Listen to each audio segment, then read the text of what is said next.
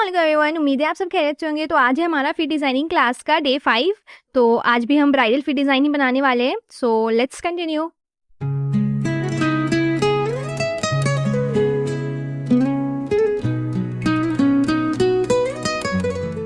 तो आज हम इस वाले पेपर के लैमिनेटेड वाली शीट पे ये वाला लेग हम यूज़ कर रहे हैं डिज़ाइन बनाने के लिए। ठीक है, ये वाली आप सबके पास है, मतलब जितने भी मेरे स्टूडेंट्स ओल्ड हैं उन सबको पता है ये कहाँ से है, लेनी है उनको, तो उन सबके पास तो है। एक्चुअली क्या है, बहुत सारे न्यू स्टूडेंट्स हैं अभी जो जुड़े हैं, उन सबका यही क्वेश्चन आ रहा है कि अभी आप जो शीट यूज़ करते हैं हैंड्स और लेग्स के इमेज वाला, वो कहाँ से आपने लिया और कैसे करना है, क्या करना है, उनको बिल्कुल भी पता नहीं है कैसे करना है। तो मैं सबको वही रिप्लाई कर रही हूँ कि आप हमारा पोस्ट चेक करें, यूट्यूब पर अवेलेबल है, आप उसको स्क्रीनशॉट लेकर सेव करें, फिर जाके प्रिंट करवा के लैमिनेशन करवा लें। तो जिनको नहीं पता है वो करवा लें, और बाकी सबके पास तो ये है, तो आप इसमें आराम से प्रैक्टिस कर सकते हो।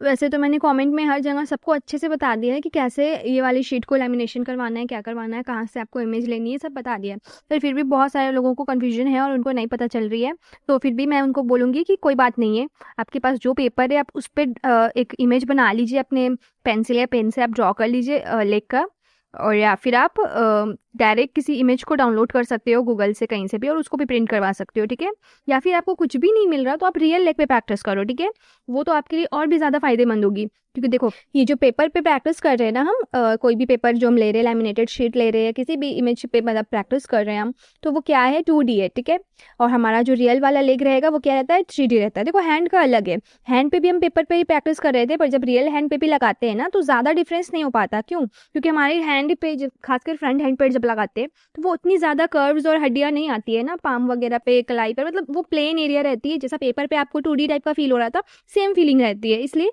हैंड पे लोग आसानी से कर लेते हैं।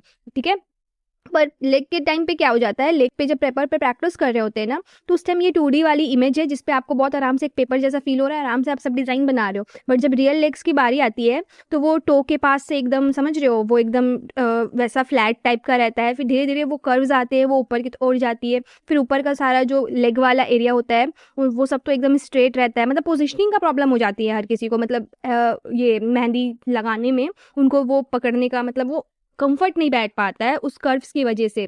ठीक है, तो इसलिए मैं कह रही हूँ कि रियल लेग्स का प्रैक्टिस करना भी बहुत ज़रूरी है। ठीक है, जितना भी आप इमेज में प्रैक्टिस कर रहे हो, फाइनल डिज़ाइन भी दिखा दोगे, मैं सर्टिफिकेट भी दे दूंगी, सब कुछ क्लियर हो जाएगा, आराम से हो जाएगा।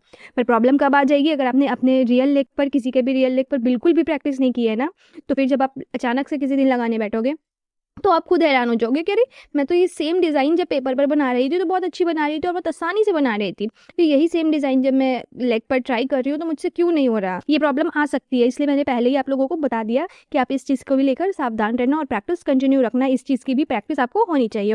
ओके, एक और बहुत ही इंपॉर्टेंट बात करनी थी मुझे आप लोगों से। जैसा कि आप लोग जानते हो, माशाल्लाह से अभी हमारे सब्सक्राइबर्स तेज़ी से बढ़ गए हैं, बहुत सारे नए लोग हमारे साथ जुड़े हैं इन क्लासेस में।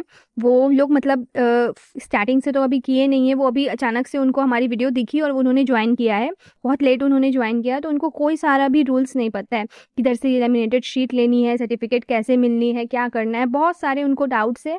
और हज़ारों कमेंट्स आ रहे हैं रोज़, मतलब जितने मेरे आते थे ना उससे भी समझो डबल से भी ज़्यादा आ रहे हैं। तो इतनी सारी कम्युनिटी पोस्ट भी आ रही हैं और बहुत सारे कमेंट्स भी आ रहे हैं, जिन सबको हैंडल करना मेरे लिए बहुत ही ज़्यादा मुश्किल हो पा रहा है। तो मैं क्या सोच रही थी कि आप लोग प्लीज़ हेल्प करें। मैंने क्या देखा, एक लड़की ने कमेंट किया था कि अभी टोटल क्लासेस कितनी होंगी, आप बताइएगा मुझे, ये कोर्स जो है आपका उसमें टोटल कितनी क्लासेस होंगी। एक नॉर्मल सा सवाल उसने पूछा था, बेचारी वो न्यू थी हमारे चैनल पर। तो मैं, इतने सारे कमेंट्स रहते हैं कि मैं जब करने भी बैठूँ, मैं 2 घंटे में अगर थक गई ना तो फिर मैं बाकी को छोड़ देती हूँ कि अब कल कर दूँगी, ऐसे हो जाता है मुझसे। तो फिर जब मैंने उसको, मतलब कि मैंने नहीं देखा था उस वक्त, फिर मैंने छोड़ दिया, फिर पता है मैंने उसका कमेंट शायद 1 दिन बाद देखा है, तो मतलब 24 घंटे से भी ज़्यादा हो चुके थे उसको कमेंट किए हुए, और मैं 24 घंटे बाद उसका कमेंट मैंने जब देखा तो उस वक्त तो मैंने उसको रिप्लाई कर दिया कि बाबू 40 क्लासेस होते हैं, टोटल इसमें 40 क्लासेस आपको मिलेंगी, जो था डिटेल्स मैंने उसको शेयर कर दिया। पर उस वक्त मुझे ख्याल आया कि यार 24 घंटे से भी ज़्यादा हो गए थे उसको कमेंट किए हुए और मैं नहीं रिप्लाई कर पाई थी। और वो हमारा लास्ट क्लास जो फीड डिज़ाइनिंग का क्लास था ना, इससे पहले वाला क्लास, उसी में कमेंट की थी वो लड़की। तो उस पर तो इतने सारे लोगों के, मेरे पुराने स्टूडेंट्स के कमेंट थे, वो लोग जो शुरू से क्लास कर रहे हैं ना, उन लोगों का कमेंट था कि हाँ हम लोग ये वाला डिज़ाइन देखा, बहुत अच्छा लगा, पी ये वो, उन लोगों का सब अच्छा अच्छा कमेंट्स था। बट किसी ने भी उस बेचारी को रिप्लाई ही नहीं किया। वही मुझे लगा कि एक छोटा सा सवाल था जिसका आंसर मेरे सारे पुराने स्टूडेंट्स को पता है, तो आप भी उसको रिप्लाई कर सकते थे, कोई भी एक इंसान उसको रिप्लाई कर देता कि हाँ 40 क्लासेस होते हैं बस इतना ही लिख देता, उतना ही काफ़ी था।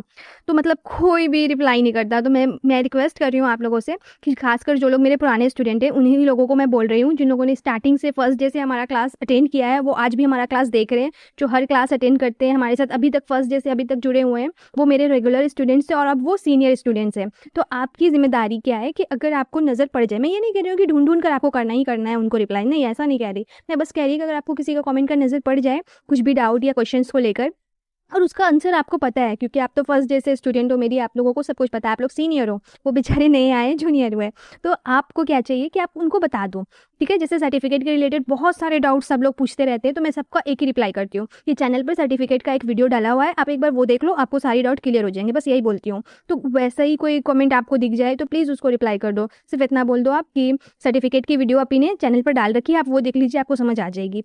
फिर जैसे उस लड़की ने पूछा था कितने क्लासेस होंगे, तो सिर्फ 40 क्लासेस होंगे, इतना एक लाइन कोई भी लिख सकता था। जिन लोगों ने देखा तो लिख देना चाहिए था उनको, ऐसा मुझे लगता है। तो प्लीज़ प्लीज़ प्लीज़ मेरी एक बहुत बड़ी हेल्प हो जाएगी, प्लीज़ आप लोग एक दूसरे की मदद करें।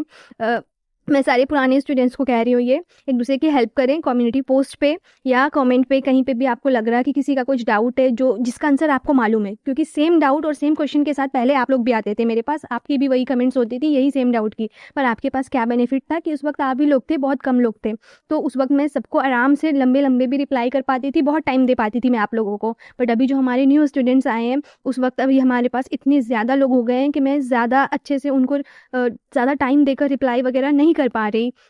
और आप लोग मेरी मजबूरी समझ पा रहे होंगे, क्योंकि इतने ज़्यादा लोगों को अकेले हैंडल करना मेरे लिए भी मुश्किल हो रहा है, पर मैं अपनी तरफ से पूरी कोशिश ज़रूर कर रही हूँ। तो अगर आप ये छोटी सी हेल्प कर देते ना, तो मेरे लिए बहुत बहुत ज़्यादा हेल्प हो जाती, बहुत बड़ा मेरे लिए आसानी हो जाती। तो प्लीज़ प्लीज़ कोशिश कीजिएगा, कमेंट पे और कम्युनिटी पोस्ट पे प्लीज़, जो लोग भी देखेंगे ना, किसी बिगनर्स के जो न्यू ज्वाइन हुए हैं, उनके कुछ क्वेश्चन या डाउट, तो प्लीज़ आप उनको बता दीजिएगा। अब तो माशाल्लाह से आप इतनी अच्छी मेहंदी लगाने लगे हो ना कि आप उनका कम्युनिटी पोस्ट देखकर आराम से बता सकते हो कि डियर आपका ये डिज़ाइन में ना लाइन टेढ़ी है या वाइन सही नहीं बनी, ये अब आपको भी समझ में आएगा, क्योंकि माशाल्लाह से आप भी एक्सपीरियंस हो गए हो और आप भी बहुत अच्छी मेहंदी लगाने लग गए हो। मैं सारे पुराने स्टूडेंट्स से बात कर रही हूँ, ठीक है, उन सबको पता है कि वो लोग अब माशाल्लाह से बहुत अच्छी मेहंदी लगाते हैं, उनको अच्छा एक्सपीरियंस हो गया है माशाल्लाह। और इससे मेरी हेल्प ही नहीं, आपकी खुद की भी बहुत हेल्प होगी।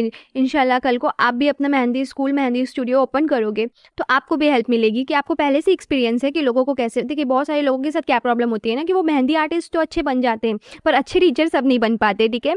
मतलब बहुत सारे लोग ऐसे होते हैं जिनको बहुत सारी नॉलेज तो है, पर वो शेयर कैसे करें, किस तरीके से सिखाया जाए जिससे लोगों को आसान लगे। टीचिंग एक अलग टैलेंट होता है, हर किसी के पास नॉलेज होता है पर हर कोई सिखा नहीं सकता, हर कोई को टीचिंग करने का तरीका नहीं आता। तो बेसिकली ये भी एक टैलेंट है। तो और भी अच्छा हो जाएगा आप लोगों के लिए कि अगर आप भी दूसरों की हेल्प करोगे, उनको सही गलत बताना शुरू करोगे अभी से, तो आपको एक टीचर वाली वाइब भी आएगी और आपको एक इस चीज़ का भी एक्सपीरियंस मिल जाएगा। तो प्लीज़ कोशिश करना, ओके। तो आज की क्लास हम यहीं ख़त्म करते हैं। उम्मीद है आपने डिज़ाइन पर भी फोकस किया होगा, बहुत ईजी सी सिंपल सी डिज़ाइन थी, आपको पसंद आई होगी, तो कमेंट में ज़रूर बताना और मिलते हैं अब हम नेक्स्ट क्लास में। तब तक के लिए अल्लाह हाफिज़।